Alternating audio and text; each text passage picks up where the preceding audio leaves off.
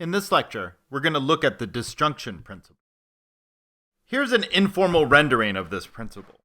If P is good evidence for Q, and if P is good evidence for R, then P is good evidence for Q or R. Now, of course, we need to be more precise about what it means to say that a proposition is good evidence for another proposition.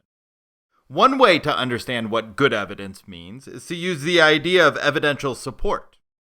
That is, we want to know if P evidentially supports Q, and if P evidentially supports R, then is it the case that P evidentially supports Q or R? Another way to make precise the idea of good evidence is to use the idea of positive relevance. That is, we would like to know if P is positively relevant to Q, and P is positively relevant to R, then is P positively relevant to Q or R? So the question is, which one of these two principles holds? Do both of them hold, or maybe just one? So let's start with evidential support. Recall that P evidentially supports Q means that the probability of Q given P is greater than 0.5. So it turns out that this is true. In any stochastic truth table, where of course we assume that the probability of P is greater than 0, otherwise these conditional probabilities are undefined.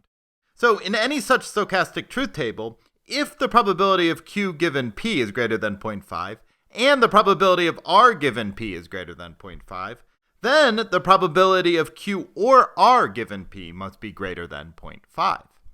Now, you should pause the video and try to justify this to yourself. Try to figure out why does this hold in any stochastic truth table. So let me give you an argument. There's other arguments, perhaps an even a simpler argument than what I'm about to give you, but this helps illustrate some general facts about conditional probability. So first of all, we are assuming that the probability of Q given P is greater than 0.5. Now, that implies that the probability of Q and P must be greater than 0.5 times the probability of P.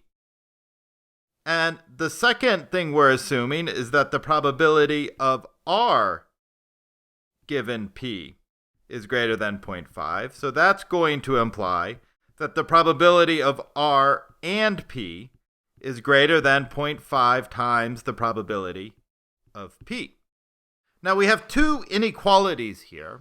And one thing we're going to do is we're just going to add both sides of these inequalities. So we get these two things together give us the probability of Q and P plus the probability of R and P is greater than, now this is 0.5 times the probability of P plus 0.5 times the probability of P, which is greater than just the probability of P.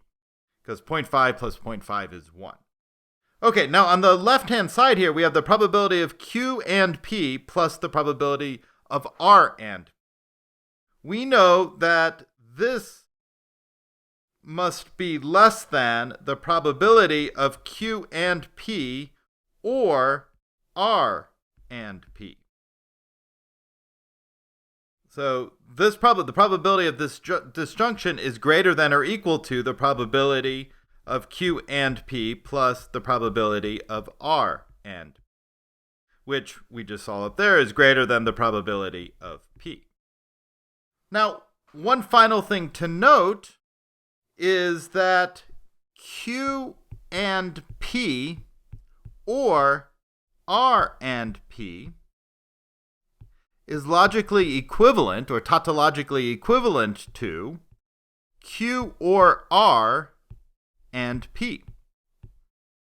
These two formulas here, Q or R and P and Q and P or R and P, these are tautologically equivalent. They always have the same truth value. What does that mean? Well, that means that this disjunction right here is actually equal to the probability of Q or R and P.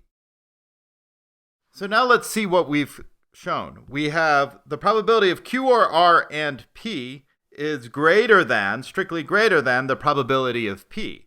And of course, the probability of P is greater than 0.5 times the probability of P. Technically, it is probably greater than or equal to, but it could only be equal to if the probability of P is 0, but we're assuming the probability of P is not 0. So we have the probability of P is strictly greater than the 0.5 times the probability of P. What does that mean? Well, what we've shown is that the probability of Q or R and P must be greater than 0.5 times the probability of P. And then if we just divide both sides by the probability of P, note that the probabilities of P's are going to cancel, and here we have the probability of Q or R and P divided by the probability of P, but this fraction right here is just the probability of Q or R given P. So just by working with the definition of conditional probability and this fact about tautologies, about two formulas that are tautologically equivalent, we're able to derive that the probability of Q or R given P is greater than 0.5, given both of those assumptions. Now, what about positive relevance? Is it the case that if P is positively relevant to Q, which means the probability of Q given P is greater than the probability of Q, and P is positively relevant to R, so the probability of R given P is greater than the probability of R, then the probability of Q or R given P is greater than the probability of Q or R. That is P positively relevant to Q or R? Well, what we're going to show is that, in fact, it's not the case.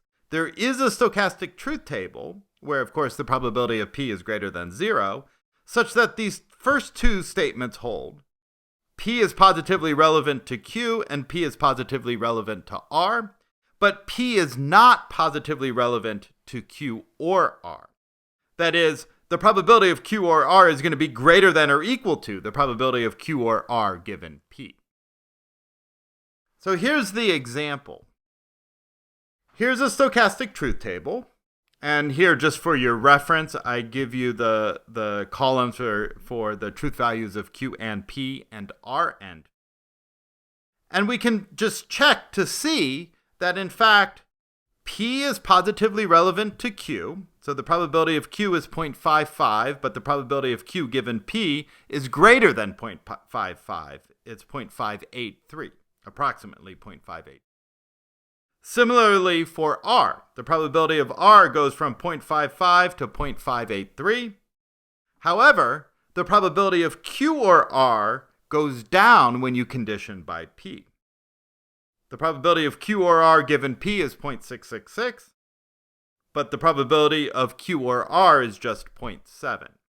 So let's just quickly verify these calculations. So about the probability of Q, so Q is true in the first two rows and these two rows right here. So the probability of Q is 0.1 plus 0.1, so that's 0.2, plus 0.05, which is 0.25, plus 3, which is 0.55. So that's the probability of Q. What about the probability of Q given P? Well, that's the probability of Q and P divided by the probability of P. The probability of P is going to be 0.05 plus 0.05 is 0.1, plus 0.2 is 0.3. So it's 0.3 plus 0.3, which is 0.6. Now the numerator is Q and P, which is these first two rows, so that's 0.35. So 0.35 divided by 0.6, and you can check the calculation, that is approximately 0.583. What about the probability of R and the probability of R given P? Well, the probability of R, I'll use blue for that, the probability of R is 0.3 plus 0.05 plus 0.1 plus 0.1. So that's 0.2, 0.25, 0.55, just like the probability of Q.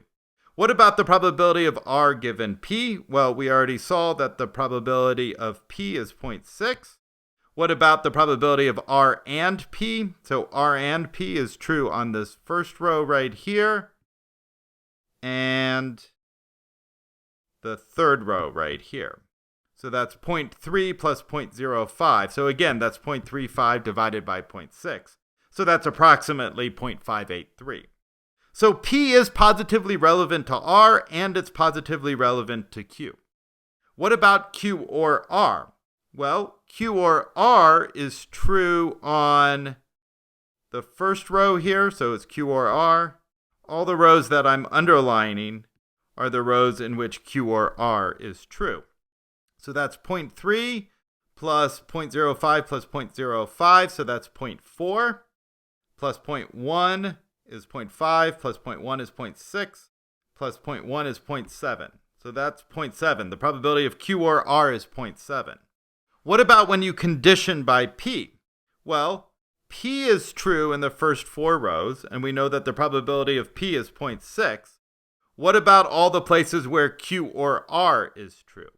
Well, Q or R is true in these first 3 rows right here. So that's 0.3 plus 0.05 plus 0.05, which is 0.4. So that's 2/3, which is 0.666 repeating. So we can see that P is not positively relevant for Q or R. It actually lowers the probability of Q or R. So in conclusion, here's the summary. We were interested in this general principle of reasoning. If P is good evidence for Q and P is good evidence for R, then is it always the case that P is good evidence for Q or R? Well, whether or not this is true is going to depend on how we understand what it means to say that a proposition is good evidence for another proposition.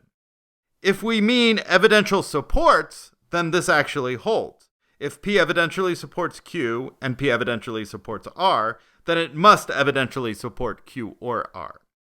However, if we mean positively relevance for good evidence, then this is not the case. There is a stochastic truth table where P is positively relevant to Q, P is positively relevant to R, but P is not positively relevant to Q or R.